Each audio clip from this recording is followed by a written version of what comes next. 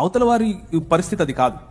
అవతల వారి పరిస్థితి ఏమిటి అని అంటే, ఎవరైతే దేవుళ్ళుగా, ఎవరైతే దేవతలుగా తమను తాము ఆ పుస్తకాలలో ప్రకటించుకున్నారో వారు మిగిలిన వారిని మోసముతోనూ, సెక్షువల్ అల్యూర్మెంట్ అంటే లైంగిక ఆకర్షణతోనూ, వయలెన్స్తోనూ, రేప్తోనూ, స్వయంగా పిల్లలను సొంత పిల్లలతో శారీరకేచ్ఛలు తీర్చుకోవటంతోనూ దేవుళ్ళు ఆ పని చేసినట్లుగా వారి పుస్తకాలు చెప్తున్నాయి.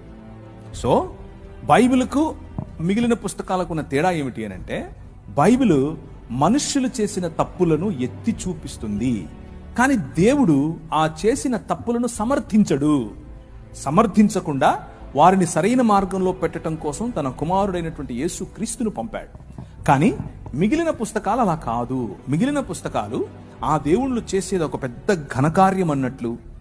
ఒక ఆయన 16,000 మంది అయితే, ఇంకొక ఆయన 3 అంటే, ఇంకొక ఆయన 10 మంది అంటే, ఇంకొక ఆమె 5 మంది మొగుళ్ళు వేసుకుంటే ఎన్ని తిరుగుతూ ఉంటారు. ఇది అప్రూవ్డ్ బై గాడ్. వాళ్ళకి ఇది సనాతన ధర్మం అంటే ఇదే అని చెప్తారు. అది సమస్య. అక్కడికి ఇక్కడికి తేడా కనిపిస్తుందా? ఇది తప్పు అని బైబిల్ చెప్తుంది, అలా చెయ్యొద్దు అని బైబిల్ చెప్తుంది. సనాతన ధర్మం అంటేనే ఇది అని ఇది చెప్తుంది.